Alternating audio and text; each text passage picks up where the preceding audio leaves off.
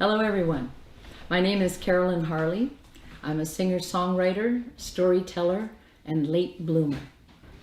So 25 years ago, I wrote a song called The Ballad of the Famous Five, and I wrote it to celebrate the struggle that the Famous Five went through to finally win the person's case.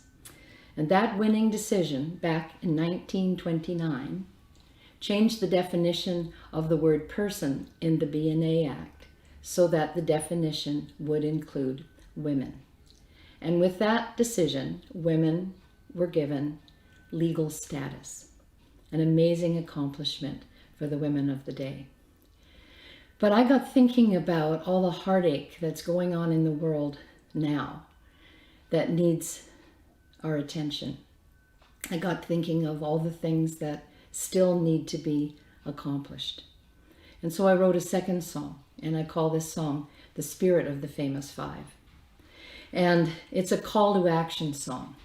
It's a song that invites us to follow in the footsteps, the courageous footsteps of the Famous Five, and to find ways that we can set aside our differences and work together to make the changes that are necessary for equality and respect for every member of our human community. So this is my song called The Spirit of the Famous Five. 5 women fought the system, a system they knew was wrong. They wouldn't take no for an answer, they believed they belonged. It was an uphill battle, it seemed they could not win. 5 women stood together, swore they never would give in. The power of their conviction still echoes through the years. They stood their ground and would not yield, undaunted by the fear. Truth was always on their side, truth will always win. 5 women stood together, swore they never would give in. Can you feel the fire burning from the torch they held high to guide us through the ages, fill our hearts with pride? Can you feel the need to take that torch and keep the flame alive? If you do, they have passed to you the spirit of the famous five. Their work is still not finished, the world is still unjust. When we fear to take a stand, their spirit says we must. The secret of their power, to find the courage to begin. 5 women stood together, swore they never would give in. And can you feel the fire burning from the torch they held high to guide us through the ages, fill our hearts with pride? Can you feel the need to take that torch and keep the flame alive? If you do, they have passed to you the spirit of the famous five. If you do, they have passed to you the spirit of the famous five. Emily Murphy, Henrietta Muir Edwards, Louise McKinney, Irene Parlby, and Nellie McClung. Heroes of mine, the Famous Five.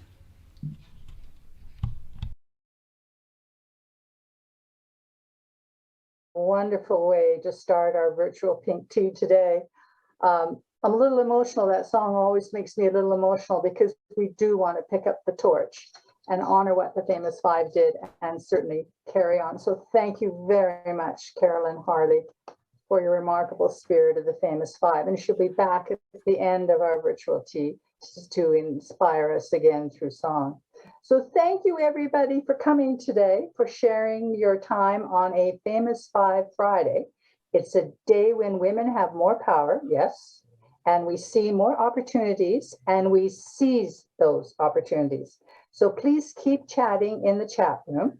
And after the pink tea, please join us for an après pink tea. It's a Q&A to ask questions, to further discuss the ideas that are presented during the pink tea.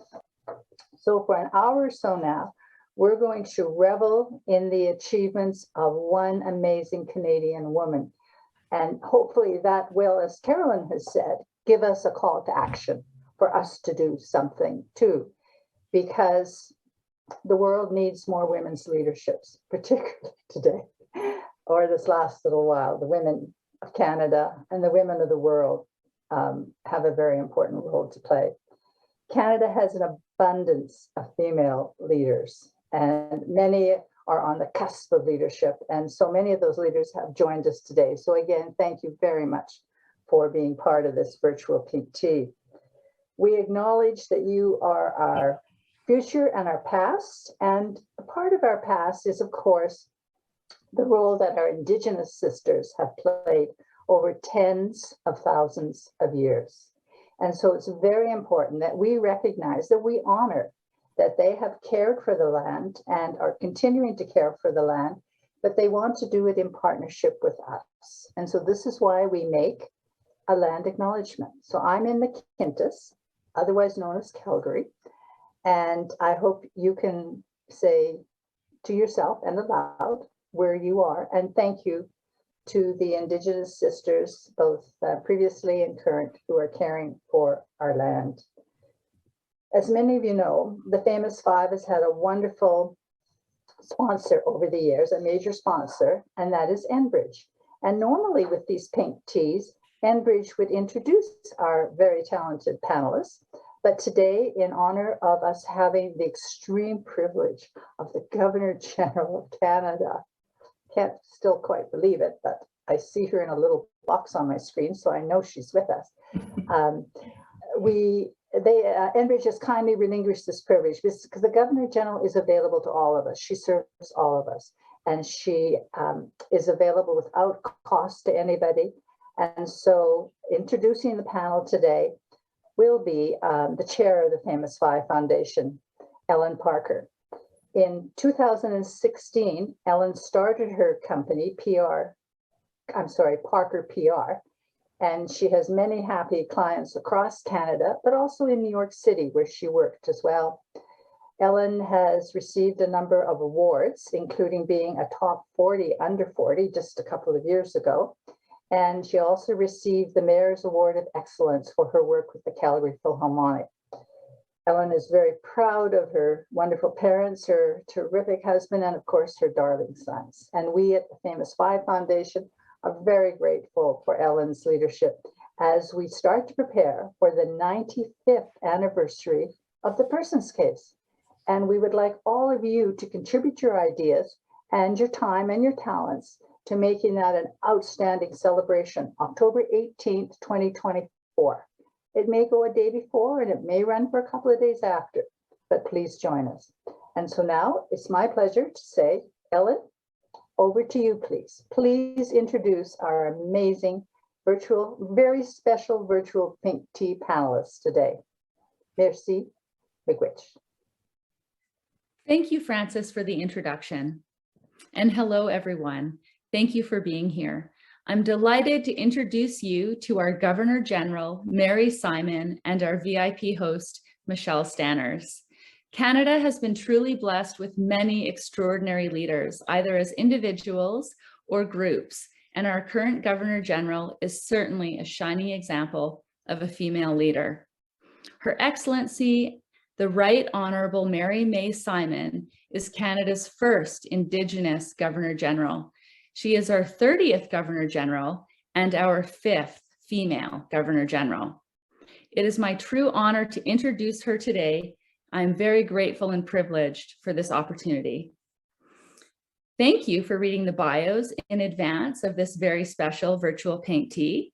Today, I will use the words from the 2019 Outstanding Northern book entitled True North Rising, written by Whit Fraser, to introduce our VIP guest speaker. Page 132 of True North Rising says, "My darling wife, the distinguished Inuit leader and Canadian ambassador, is also Mary Jeannie E9761. The E signifies that she was born in Eastern Arctic and is an Eskimo. The 9 signifies that she was born in Northern Quebec, and 761 was her personal number. Now, as many of you know, her mother was Inuk, but her father was not, which led to the federal government declaring Mary to be non-Inuk, and thus she was not sent to a residential school. However, many years later, she delivered the Inuit response to the federal government's apology for legislating residential schools. Our Governor General excelled as a student and blossomed as a leader in a number of organizations, first as a radio reporter, then helping to negotiate Canada's first land claims agreement. And when we repatriated our Constitution in 1982, she was one of the leaders who succeeded in establishing the entrenchment of Aboriginal and treaty rights, an international victory. After a number of other achievements, Ms. Simon helped create the Arctic Council and served as ambassador for circumpolar affairs and as an ambassador for Canada to Denmark, thereby becoming the first Inuk to hold an ambassadorial position. I am sure our superb VIP host, Michèle Stanners, will expand our knowledge of and appreciation for our outstanding Governor General.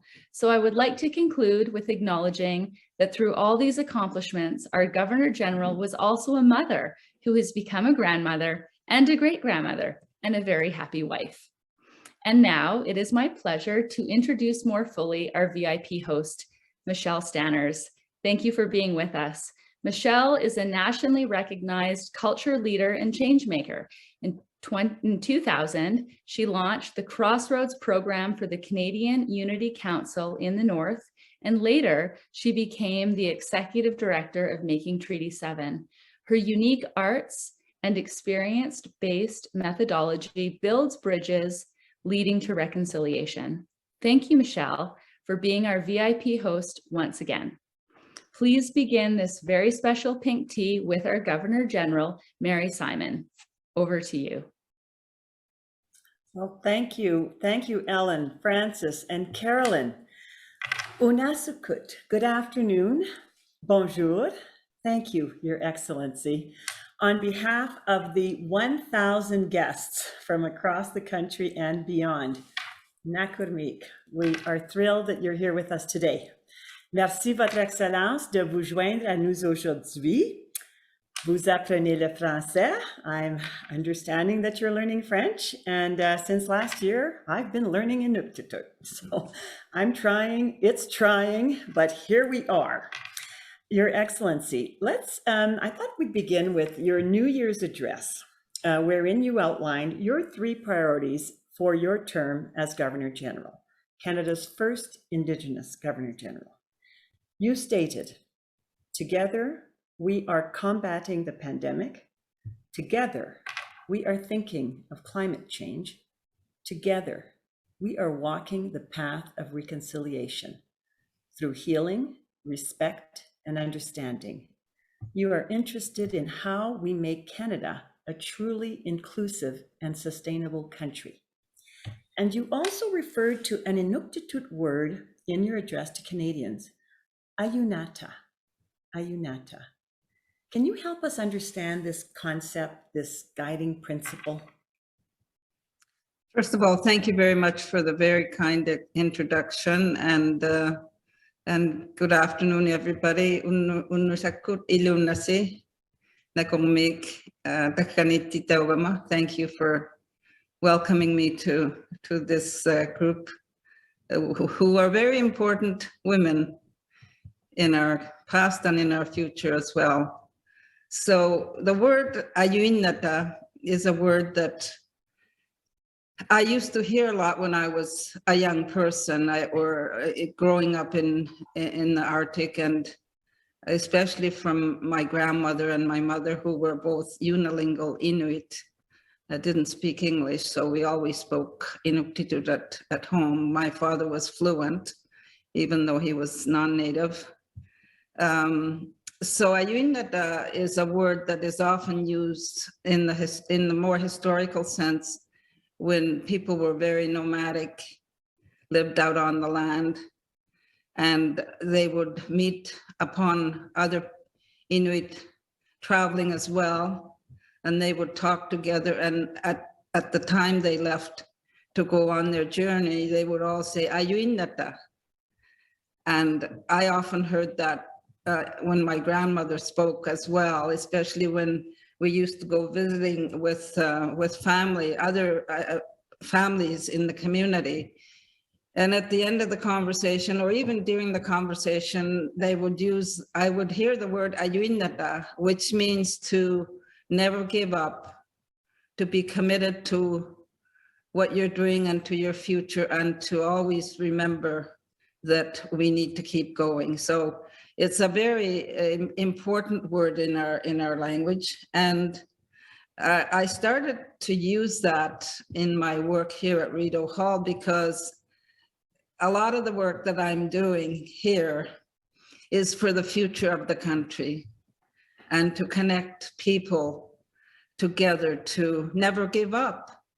We have been confronted with many challenges over the past year and many years, even in the last 7 months since I've been Governor General. We've had the pandemic, we've had the election, the federal election, and then we had the convoy demonstrators in Ottawa, and now we have the war overseas. And my message to Canadians is always to remember where we are, where we come from, who we are, and for us as Canadians, feel blessed that we live in a wonderful country like Canada. And we all need to work at making it better. And we need never to give up on the future of our country. So that is one of the reasons why I often use that word with staff and people that work with me at Rideau Hall. Thank you. Is there maybe an example of how this concept of ayuinata was engaged to deal with a difficult time in your own experience, when maybe it was in one of your many roles, your leadership roles, and something that we as Canadians, we might model as a country, or maybe as the government?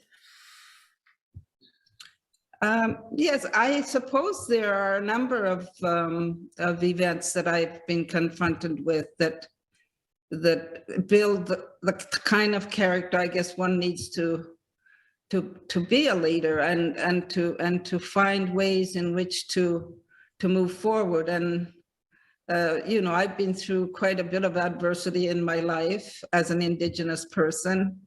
And one of the things that I remember the most, which is related to my work, was actually during those constitutional negotiations that led to the recognition of Aboriginal rights. We did have that provision recognized in the 80s, and then we went on to deal with the Charlottetown Accord, which was later, which was something that was for the whole country. And there was a chapter in that draft Charlottetown Accord that dealt with self-government.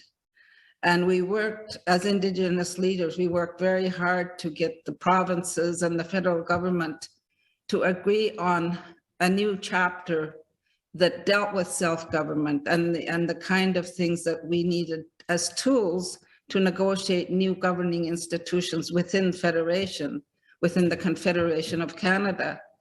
And when the Charlottetown Accord was defeated, because Canadians weren't ready for the many huge issues that were contained in that accord, the self-government chapter was also defeated along with the rest of the parts that were in the draft.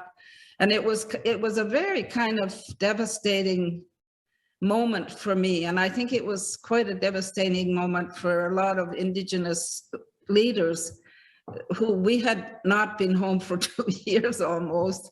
And I remember going to my hotel room and just feeling like I had to give up. I just didn't feel like going on again. I just felt defeated as a person. And so I slept on it. And when I woke up the next morning, I said to myself, now remember who you are and remember what you're doing and why you're here. And I picked myself up and I kept moving forward. And after some days, I felt like myself again. So I use that sometimes as an example of how you can, feel really defeated and kind of like you just don't want to go on anymore in terms of the work that you're doing. But then again, you turn around and you kind of like remember and believe in you. We all have to believe in ourselves. We have to believe that what we do is important, not only to us, but for our families and everybody around us. And that when we believe in ourselves, we're better equipped to do the difficult things that we need to do in life. So that would be probably one of my examples. Thank you. Thank you. That's a great inspiration for all of us to take away. Now, we'll get to the 3 priorities. You stated that one of your priorities during your term as Governor General is climate change. And we're seeing its impact all over the country, all over the world, and particularly in the north. You were born and raised in northeastern Quebec in Kuujjuaq. What are your thoughts on how we can address climate change together? This is a multifaceted issue, like I always look at it in the context of, what can we do locally? What can we do regionally? What can we do nationally? And then there's the international community that is really the place where these changes and the international agreements have to take place and be meaningful to each of our countries. But at the same time, I feel that we all have a role to play in terms of advocating for a better environment, better climate for our people. And in the north, we've seen some pretty big changes, and it has affected our people quite adversely, especially because we are a hunting society and a fishing society. We still depend on for our protein and our food source from the land. And the way of life has been changed so drastically that sometimes elders feel that the traditional knowledge isn't relevant anymore, and therefore we have to create this new knowledge base. So I think climate change has some very kind of different dimensional components to it. And like when you look at the oceans, we are very coastal people. The Inuit of Canada are very coastal people. All our communities, except probably one, live along the coast of the Ungava Bay, the Hudson's Bay, the Davis Strait, around the ocean. And we depend on the marine life as well for our food source. But the fact that the oceans are being polluted and becoming very concerning is something that we need to address and deal with. But oftentimes, when you don't live along the coast and the ocean is not there in front of you, we tend to forget about it. So I think that for me, climate change is really about a good nature, environmental, working towards good nature, like nature climate should be very good around us. And then we have the climate change that is affecting every region in Canada, like with the wildfires, with the floods that we've seen this past year, have really devastated different communities across the country. So inevitably, the causes of climate change are international. The industrialization of the world has caused this type of changes, adverse climate to take place. It doesn't mean climate change is creating hotter temperatures. Climate change is about climate changing quickly and adversely. It can be cold or hot, or, you know, like winter can be quite adverse as well now in some places. And there's snowstorms where there's never been snowstorms. So adversity is a big issue. Adverse weather is a huge part of that. So working with the international community and with other countries, it's very important for Canada to play a very active role in that. So, well, if we can take another minute to talk about climate change and sustainability. Indigenous people have, you know, we've spoken about them as the first conservationists. I'd like to talk about sustainability and climate change as it pertains to the land. First Nations people have a very different view and understanding of the land than non-Indigenous Canadians. Could you speak a little bit about the fundamentality of land from an Indigenous perspective? What it means, what does the land mean to Indigenous people? I think land is very important. It feeds us, but it's also, it feeds our spirits. Spirituality is a very important part of Indigenous culture and identity, and spirituality relates not just to a God in the heavens, but it's also a spirituality that deals with your surroundings and how you take care of your surroundings. So the land and the environment have always been a very critical component of our daily lives. And I think the philosophy, at least in my region and in the Inuit culture, is you take what you need, but don't take what you don't need from the environment and the land. And this is a philosophy that has been lived for thousands of years. And as a result, we've never had pollution in the Arctic unless it was brought into the north, especially now with climate change. The pollution that we are seeing and feeling is coming from other parts of the world or from other parts of Canada. So these are things that are really, really affecting us. So climate change is having an adverse effect on the land and the environment. And therefore, Indigenous people are saying, you can learn something from Indigenous people in relation to how to take care of your own backyard. And I think this is true for all Indigenous cultures in Canada. And I think we need to be part of those discussions.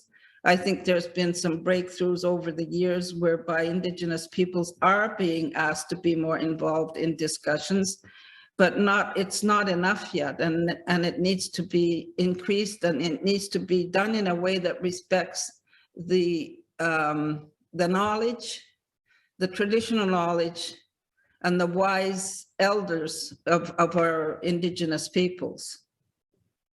Thank you. Thank you. You've also, another priority, the first priority that you mentioned in your New Year's address was around the pandemic. And we know that it's unveiled a number of societal problems and challenges facing the entire nation. Mental health has affected all regions and peoples. Would you share with us your thoughts on what needs to be done to bring mental health to the top of our priorities for the well-being of all Canadians? Yes, the pandemic has really, I think, increased the mental illness in many peoples across the country, except that in Indigenous communities, like in the Inuit communities, mental illness has been prevalent for for a long time, and you see that in the young, especially in the younger generation. So that's something we've had to deal with, but never really got much attention for it. So right now, Canada is experiencing, as a country, increased levels of mental illness, depression from caused by the pandemic and the isolation that the pandemic has caused across the country, and how people are very frustrated and anxious about the restrictions and the way COVID has come back 2 or 3 times, the pandemic. So that the level of anxiety and the level of depression and other areas of mental health have increased a lot, which has brought to the forefront in Canada the fact that we need to pay more attention to mental health, that physical health and mental health go hand in hand. They shouldn't be treated as separate items in terms of our health system. You know, the level of physical health services is much higher and is more accessible than mental health services. And we need to bring that capacity up so that people that are in need of support are in need of support, not just from family members, they are in need of support from the professional medical community, psychologists, psychiatrists, counselors. Those services are essential. And when I was a young woman of about 40 years old, I went through a difficult period in my life, and I had to find a way to get my help, the help that I needed, in Montreal rather than up in the Arctic where I was from. So, you know, I mean, when you don't have access to those services, you know, a mild case of depression can become much worse and turn into something else later on in your life. So I think the level of attention by not just the medical community, but the politicians of the country, the awareness is there now, so let's do something about it. So I think we're at that stage right now where there has to be more attention, more investment given to the mental health services of Canada. Thank you. You know, it refers to maybe the good and the bad that's come out of the pandemic. We have some special guests with us, Your Excellency, and we're going to hear from them. We have 2 grade 6 students from Kikino Métis Settlement School here in northeastern Alberta, and each of our guests has a question for you. So we're going to begin with Sasha. May we please have Sasha's question, and then Her Excellency will respond. Sanse, Sasha, Natsigasun, Your Excellency, I admire you as a leader, a woman, and Indigenous. My question is posed to reflect a positive and hopeful approach. I would like to know what is one satisfaction you have experienced as part of your leadership journey and can share with us one passageway you have opened up for us young Indigenous females. Hi. Oh, thank you for that question, Sasha. That's a very good question and a difficult question really to answer. But one of the things I would say for young Indigenous females is something that I went through, is that you have to learn, really, in most cases, to believe in yourself and know that the best you can do, no matter what you do in your life, is the important part of your identity as a female, as a woman. And it's really important that when you learn to be that confident individual, then you learn to be more forthcoming in your voice, that you learn to use your voice to advocate for the things that you believe in, that you believe how important certain things are. It can be different from your neighbor, it can be different from other people in your family, but what you believe in is important. And for you to be able to advocate that, what you think is your priority is really important. And you don't, sometimes when you're a young woman like I was, I had a tendency not to think that I could express myself. that my voice didn't really matter because it was only one voice. But I learned later on in my life that one voice does matter. One voice can make a difference. So it's really important to learn and believe that you are a confident young woman. Nakwamik, and now we will hear from Stella. Tanse, Stella, Nitsigasun, Your Excellency. As a Métis female, I'm concerned about society's lack of connection to intergenerational issues impacting First Nations, Métis, and Inuit women. How do you feel about speaking up for these women's issues? Hi. Thank you for that question, Stella. I think, first of all, we all have to understand that intergenerational trauma is real. It's something that is passed down from generation to generation, especially where someone has gone to residential school and has experienced real abusive situations in school and trauma that they have gone through. And therefore, that trauma can be passed on to the child of that person and then onto their children. So it's really important that when someone is experiencing some real difficulties in life, you have to try and understand why that person is going through such a difficult time, and probably to be able to support that person in your own way. The other thing is, I think as a woman, young women or older women, there are lots of things that we hear about women being subjected to abusive situations, for abusive relationships.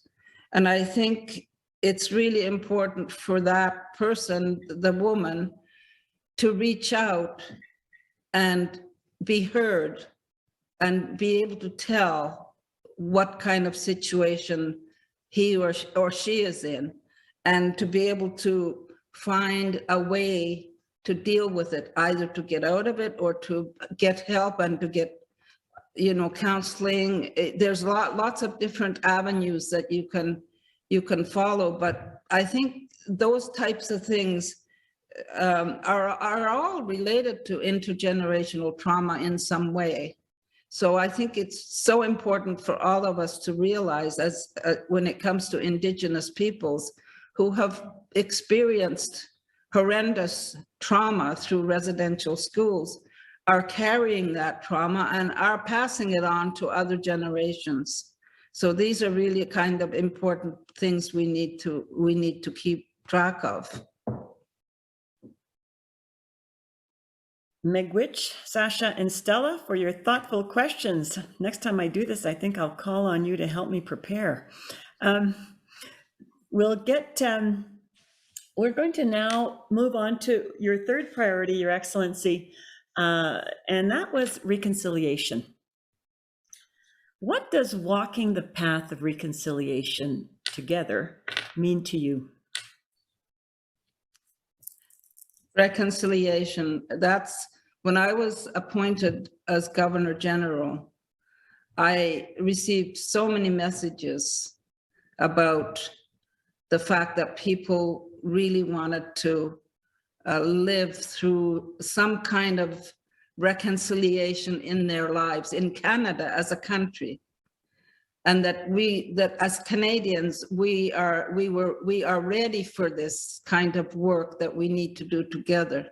Walking the path of reconciliation has different levels, of course, and as the Governor General, as a non-political entity that I sit in, I have to be able to carry on my work in a way that doesn't affiliate with any political party. So my role as the Governor General is to bring people together to help educate Canadians, both Indigenous and non-Indigenous, as to how this relationship developed and why there's so much adversity in terms of this relationship, and to be able to bring the conversation to a place where we understand each other, that we need to give space to each other, that we need to have a healing, give space for healing amongst ourselves, because I think our nation needs healing.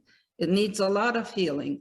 And Indigenous people, on the one hand, who have experienced all this trauma, need space for healing as well, and understanding. So it's learning to respect each other's culture, each other's way of life, and to be able to live side by side with respect, without racism, without, putting people in a place where they feel inferior and that they are less than who you are as people. So it doesn't just go to Indigenous people. We have a very diverse country, and we have to practice inclusion as well, practice inclusion in terms of our diversity as a country. So reconciliation in terms of residential schools with Indigenous and Canadians is one part of that. But at the same time, we have another process that requires the same kind and level of discussion with other cultures that live in Canada and that now live in Canada. And I think that it's going to be so important for us to be able to reach out and to help educate each other. So if we say, what is my role in reconciliation? So we know that reconciliation is a way of life. It's not a project. It doesn't have an end to it. Reconciliation will be practiced by generations to come. But it's something that, reaching out to our neighbor, reaching out to our MP, reaching out to our neighbors, and just being able to talk to them about what is happening in our country and understanding who we are and what we are, and respecting that diversity is something that has to happen in Canada. So it's a very important aspect of the work that I'll be undertaking. I haven't been able to do much outreach because of the pandemic. We haven't been able to travel at all, either across the country or even internationally, except one trip. And once we are able to travel, I am going to be traveling across the country. I'm going to be traveling to meet different groups of people or individuals across the country. I will also be going to First Nations communities across the country where there have been unmarked graves of residential school children having been found on old residential school grounds. The pain that people are feeling as a result of that is extreme, and they are reliving the past of what they went through, and there needs to be a lot of healing there. And I think that Canadians as well, with the revelation of these unmarked graves being on television, on media, we were able to see firsthand the unmarked graves, and it was like an awakening in the country that this was real, even though Indigenous peoples have said for a very long time through the Truth and Reconciliation Commission that there was a lot of missing children that never went home. That was something that was well known in the TRC report.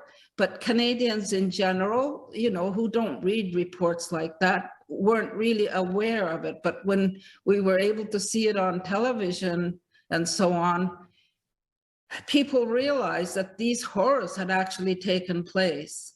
So I think people are ready and more willing to be able to discuss these things and to give each other space to be able to heal and listen. When you just mentioned the residential schools, it speaks to the role of truth in reconciliation. It is truth and reconciliation. I think we sometimes miss that piece in that process of reconciliation. I have another question on this topic. As we do our work as we go through the process, what will it look like if we succeed? I think there won't be one a size fits all feeling in the country. I think different conversations are going to be very difficult. Other conversations will be easier.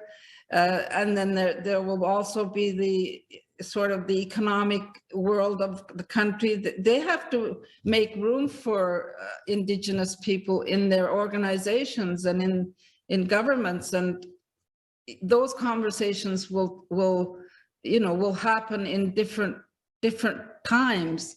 So the country isn't going to be, the same in terms of the relationship, but I think it's like an evolution of time where it may start small and maybe it will grow in different parts of the country in different ways.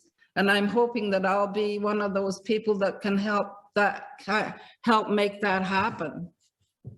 I hope that we can all make it happen. I'm thinking about, as we all walk the path of reconciliation together, what commitment do you think can each of us make today to take the first step on that journey, as individuals or as families or as organizations, to be positive allies?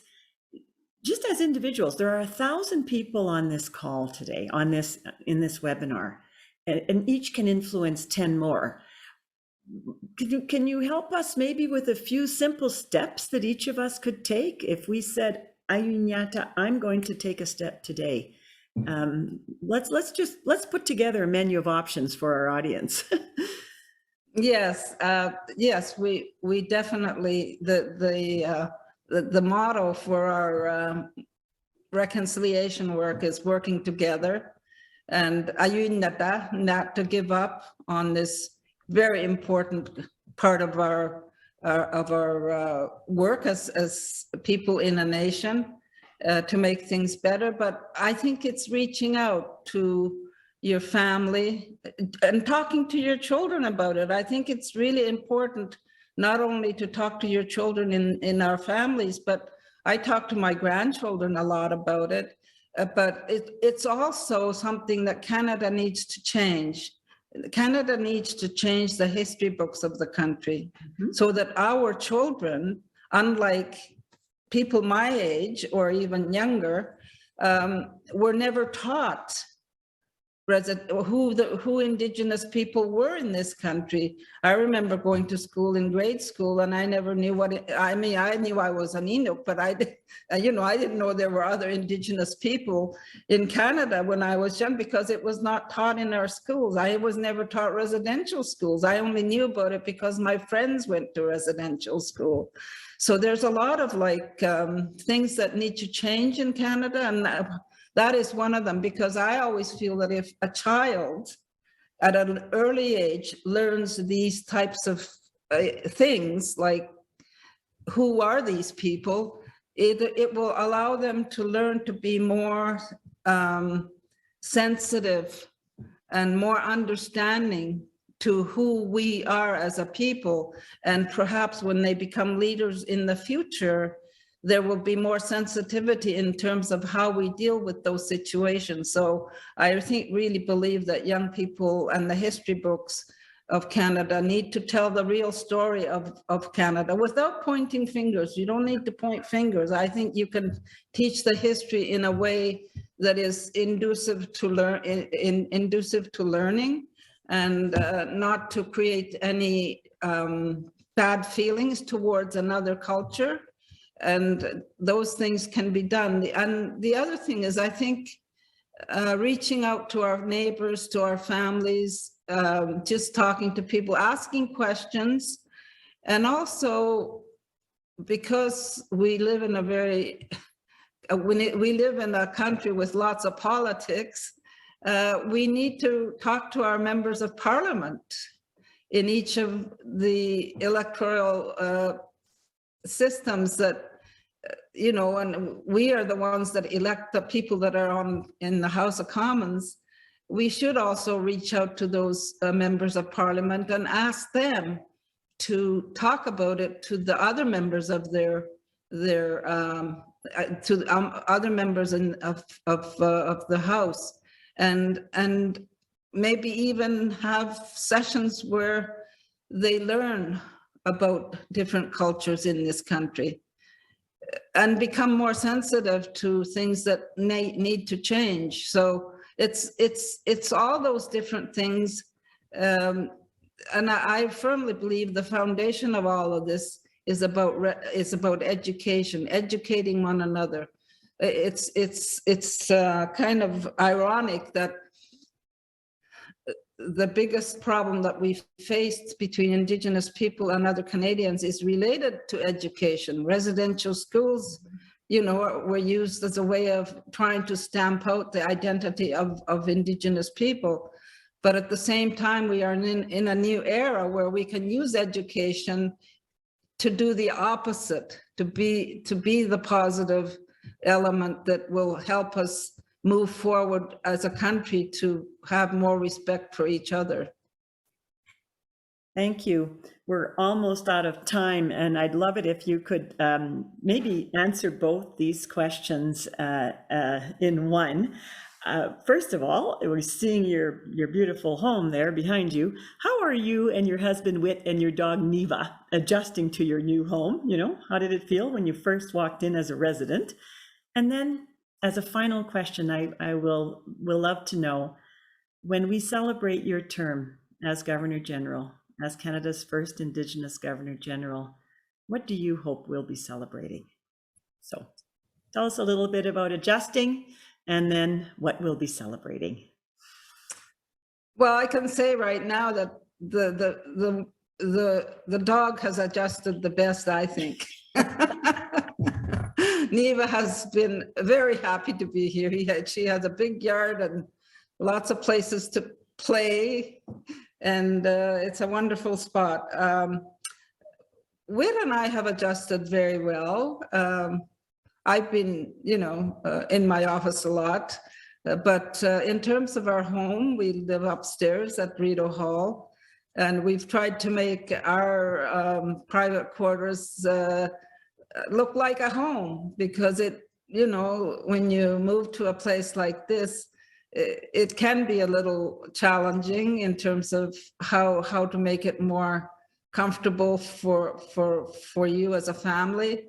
And, you know, we've been working on this since we got here. So now we feel pretty good about it. I think we've adjusted quite well.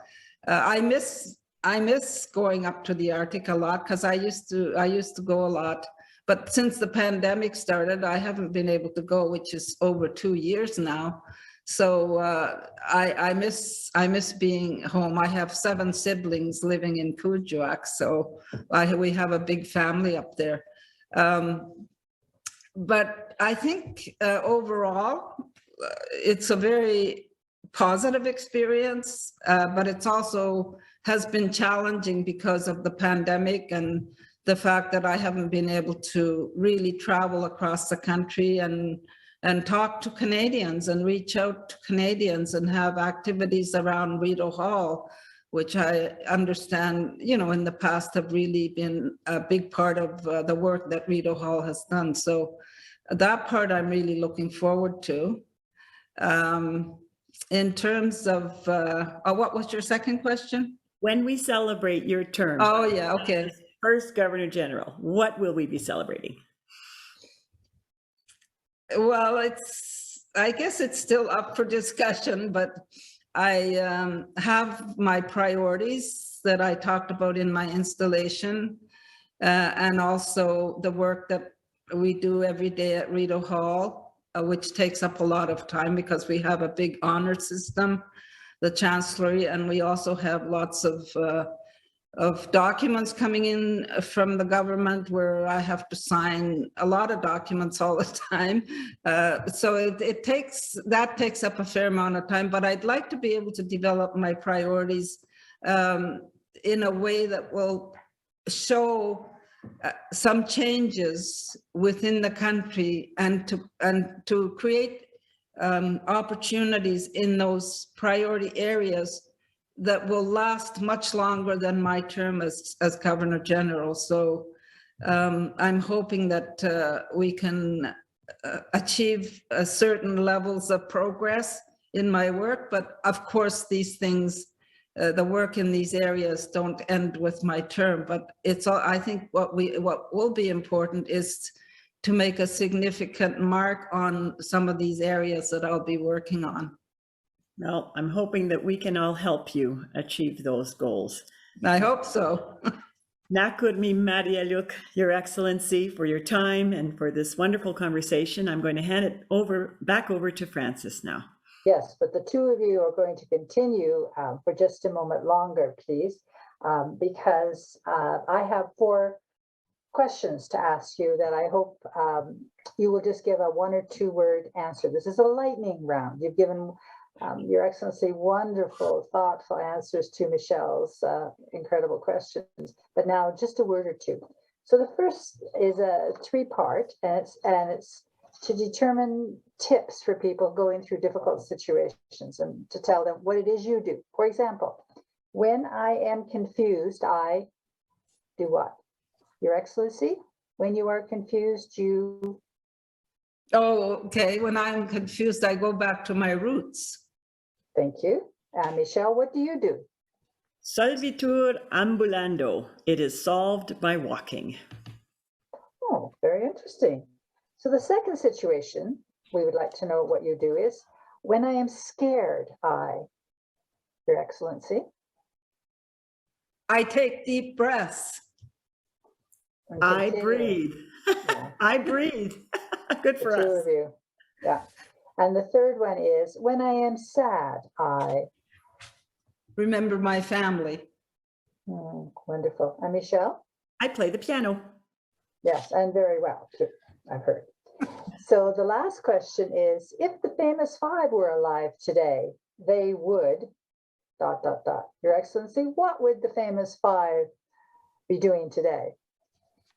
I think they would be working hard to help us with what we're doing today, and they would respect different cultures and people. Thank you. Michèle? Knowing the famous 5, they would be mobilizing. Yes, absolutely. And we just recently learned that Henrietta Muir Edwards, who was the oldest of the famous 5, who helped establish the prototype for the YWCA and also the Victorian Order of Nurses, that because of her husband's work as a doctor on First Nations homes, land, that she was called Otter Woman.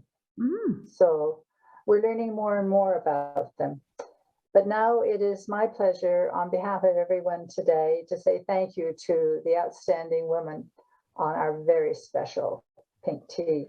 And we're at a tea party. We're at a pink tea party because we're a group of women who've come together to talk about our lives and to figure out how to make life better for others. So I'm hoping you've got a cup of tea or a mug or some coffee, and we can toast with that.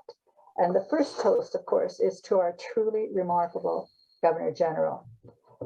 This has been a memorable event. It is indeed a very special pink tea, Your Excellency. Thank you. A slight digression. When we were working with the House of Commons and the Senate of Canada back in the late 90s to have the famous 5 through the Women Are Persons Monument live on Parliament Hill, we discovered there were 3 guidelines for placing monuments on Parliament Hill. One of them is that the monument must be to a father of Confederation, which caused us to ask, if there are fathers, who are the mothers? Of course, we answered the question saying, yeah, well, the famous 5 are mothers, and luckily they agreed. But today, dear friends, I think we have met a mother of our Confederation, someone who has spent 20 years mothering our country, building our country, and who has ideas yet for the future. And so it is up to us to support her and to say thanks. And so if you would raise your glass, your cup of tea in a toast to the truly remarkable, our fabulous, the Right Honourable Mary May Simon. To Mary A. Simon, Governor General of Canada. Thank you. Thank you. Thank you so much. Thank you. That's very, very kind. Well, I'll have a little sip too. yes, thank you, thank you. Our thanks also to your amazing staff, Your Excellency. They have been very, very helpful. And of course, I do want to say, I hope you're going to write your biography in the very near future, not leave it to others, although certainly the description of you and the tribute to you in the Vice-Regal Consort, is that what I say? Yeah. Book, True North Rising, right? Yes, he never showed me that chapter until it was published. Wow. Well, it's a beautiful chapter, beautiful. And now accepting the major responsibility and doing beautifully for the interviewing of our Governor General is Michèle Sanders. So thank you, Michèle, for the many ways too that you have built Canada and have made it a much more inclusive with your making of Treaty 7 and your Council of Canadians many years ago. Thank you for making this a truly special virtual pink tea. And so a toast of appreciation to our very important host today, Michèle Sanders. To Michèle. And our last toast are to the other program participants, because as you can see, the future of Canada is burning brightly. Stella and Sasha, and also their remarkable teacher, Laurie Thompson. Huge thank yous. And of course, to the chair of the Famous Five Foundation, to Ellen Parker as well. If we may have a toast to Canada's future. Sasha, Stella, Ellen, thank you. So lead on, help our Governor General. And our Governor General, again, thank you very, very much. Merci, Magwitch. Thank you for inviting me. It was absolutely wonderful to be on here. Well, I hope you won't mind if I ask that perhaps you come back and share with us again in a year's time or so the progress you've made, and to talk to everybody who's with us today and others about how we can do our part too, because it's not just up to you, it's up to all of us. So thank you very much.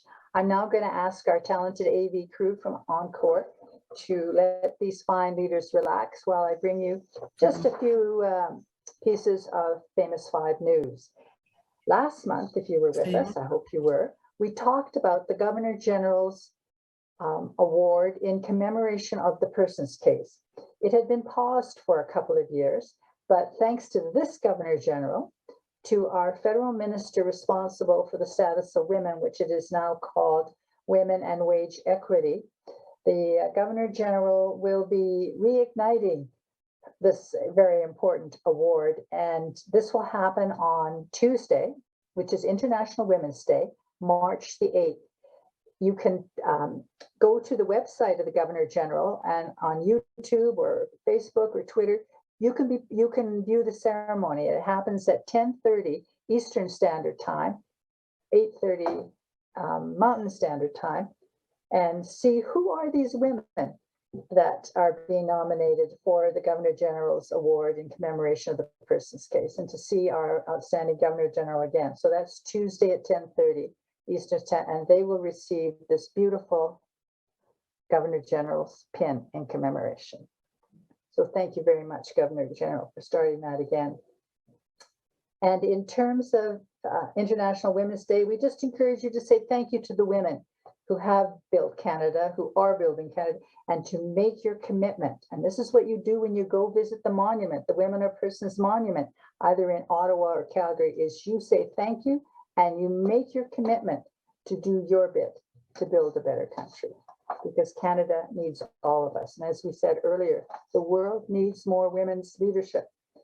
So coming up, April the 1st, we have a professor from the University of British Columbia, Dr. Suzanne Simard, and she is going to talk about why she's challenging Charles Darwin and his theory of survival of the fittest. And she published a book last fall called Finding the Mother Tree. And it's sold out before Christmas. How wonderful. but it is now translated and printed in a number of languages. So she will be joining us, and we'll be talking more generally about women in science. And I just learned a new word, a STEMinist. A STEMinist. You probably all know it, but I just learned that word a couple of weeks ago. And on May 6th, for the virtual pink tea for the famous 5 Friday, we will have the pleasure of having the former Premier of Ontario, the Honourable Kathleen Wynne. And she will be joined by an outstanding an Indigenous tech entrepreneur by the name of Bobby Richette. Her company is called Virtual Gurus, and they're going to talk about the leadership of lesbians and non-binary women in Canada. So please join us on May 6th. We already have plans for June 3rd and July 8th and August 12th. So visit the website and you will see all the information there. And so our last toast is to each and every one of us, because we're leaders too. So if we might say in a strong, clear voice, to me, I'm a leader too. To me, I'm a leader too.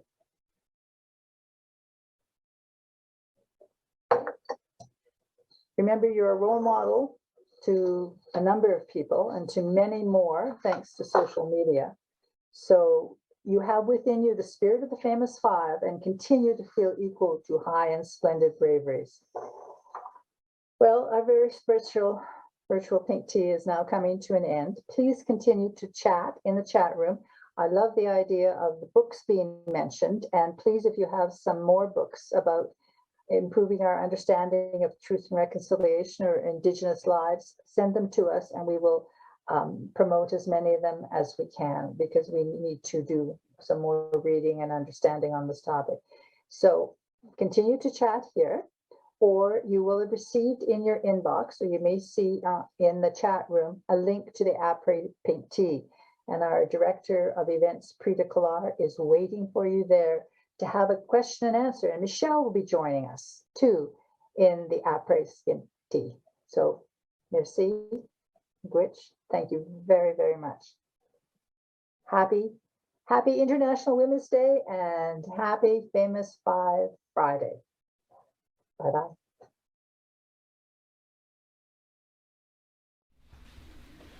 Hello, everyone. My name is Carolyn Harley. I'm a singer-songwriter, storyteller, and late bloomer. So 25 years ago, I wrote a song called The Ballad of the Famous 5. And I wrote it to celebrate the struggle that the Famous 5 went through to finally win the person's case. And that winning decision back in 1929 changed the definition of the word person in the BNA Act so that the definition would include women. And with that decision, women were given legal status, an amazing accomplishment for the women of the day. But I got thinking about all the heartache that's going on in the world now that needs our attention. I got thinking of all the things that still need to be accomplished. And so I wrote a second song, and I call this song The Spirit of the Famous 5. And it's a call to action song. It's a song that invites us to follow in the footsteps, the courageous footsteps of the Famous 5, and to find ways that we can set aside our differences and work together to make the changes that are necessary for equality and respect for every member of our human community. So this is my song called The Spirit of the Famous 5. 5 women fought the system, a system they knew was wrong. They wouldn't take no for an answer, they believed they belonged. It was an uphill battle, it seemed they could not win. 5 women stood together, swore they never would give in. The power of their conviction still echoes through the years. They stood their ground and would not yield, undaunted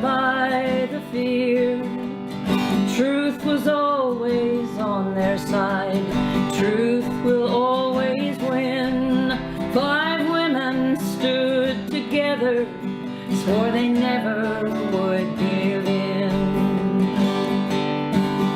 Can you feel the fire burning from the torch they held high to guide us through the ages, fill our hearts with pride? Can you feel the need to take that torch and keep the flame alive? If you do, they have passed to you the spirit of the famous five. Their work is still not finished, the world is still unjust. But when we fear to take a stand, their spirit says we must. The secret of their power, to find the courage to begin. 5 women stood together, swore they never would give in. And can you feel the fire burning from the torch they held high to guide us through the ages, fill our hearts with pride? Can you feel the need to take that torch and keep the flame alive? If you do, they have passed to you the spirit of the famous five. If you do, they have passed to you the spirit of the famous five. Emily Murphy, Henrietta Muir Edwards, Louise McKinney, Irene Parlby, and Nellie McClung. Heroes of mine, the famous five.